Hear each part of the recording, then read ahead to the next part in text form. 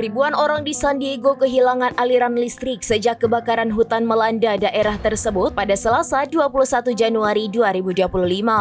Pemadaman dilakukan demi keselamatan warga jika seandainya titik api meluas. Dikutip dari NBC San Diego, lebih dari 16.500 penduduk terdampak pemadaman listrik.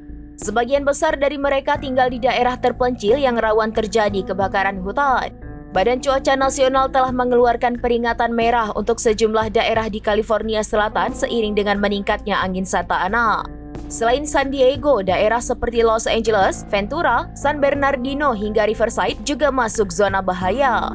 Peringatan merah ini berlaku hingga Kamis 23 Januari 2025 malam waktu setempat.